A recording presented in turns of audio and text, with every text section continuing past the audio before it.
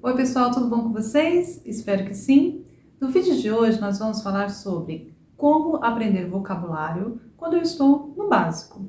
Lógico que eu vou focar no português, mas essa dica serve para qualquer pessoa que estiver aprendendo qualquer idioma.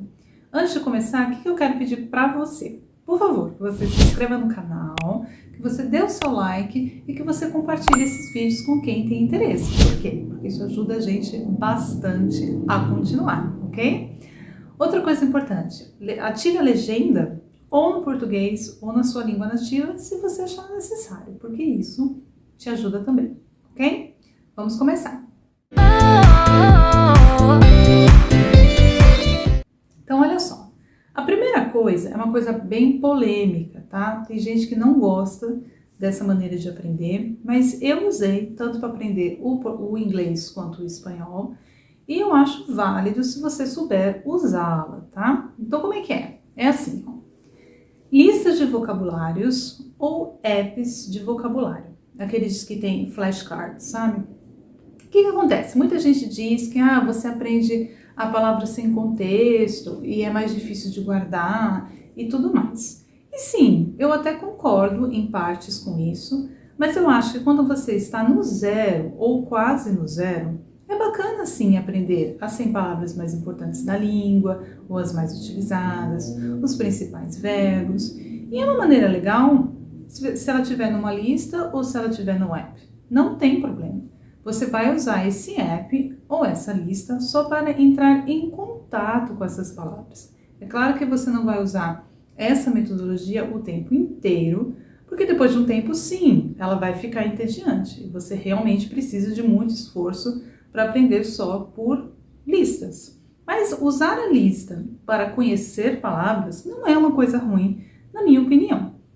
Depois que você teve esse primeiro contato ali, né, com as palavras, se você quiser praticá-la em contexto, mas você não sabe absolutamente nada da língua, o que você pode fazer é montar uma frase na sua língua nativa, mas colocar a palavra que você está aprendendo no idioma do seu interesse. Por exemplo, no nosso caso aqui, o português. Então vamos supor, olha, você está aprendendo a palavra cachorro. Aí você quer fazer uma frase dizendo que o seu cachorro se chama Totó. Vamos usar uma palavra em português, mas você usa o seu cachorrinho aí na sua vida. Vamos lá que você fala inglês. Então você vai fazer a frase: My cachorro is Totó. Total. Ok? Totó é um nome bem comum aqui no Brasil. Totó, Rex, enfim, Bolinha. São nomes bem comuns aqui no Brasil. Então, vocês entenderam? A gente pega a palavra principal e coloca ali. Quando você lê a frase, ela vai se destacar, mas mesmo assim você tem um sentido na sua língua. Quando você está começando, é uma maneira, tá? Outra maneira bacana é aprender sim dentro de contexto, mas em contextos menores, em textos menores. Caso você já queira começar aprendendo algumas palavras mais sofisticadas, né? Mais avançadas, você pode usar a manchete, que é a minha segunda dica, tá? A manchete, o que é manchete? Manchete é aquele título, né? É o heading, né? Das notícias. Então você entra num site em língua portuguesa do Brasil ou de qualquer país que você esteja ali, né? Com o objetivo, e você lê só as manchetes. Se preocupa só com as manchetes. Você pode começar com as manchetes de áreas que você gosta, como, sei lá, eu gosto de ciência, eu gosto de cultura, não tem problema. E aí você vai passando para áreas mais distantes, né, e mais difíceis para você. Quando você pegar essa manchete, você tenta buscar se você conhece alguma palavra ou não. As palavras que você não conhecer, você pode sim procurar num tradutor. Muita gente também fala muito mal de estudar através de tradutores. E na minha opinião, você pode usar tudo, desde que com sabedoria. Então você pode sim buscar as palavras principais ou até a frase inteira, caso você não tenha entendido nada, num bom tradutor, né? E fazer esse estudo deste vocabulário, né? Marca a palavra que você não sabe, se você quiser copiá-la, as manchetes que você escolheu no caderno e com o tempo ir revisando, ou num app, num tablet, sei lá, o que você utilizar para estudar. É uma boa coisa, né? Revisão é sempre bacana, sempre importante, tá?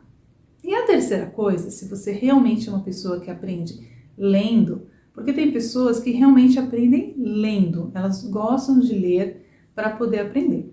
Mas se você é um iniciante, o que você pode fazer é usar histórias curtas, né?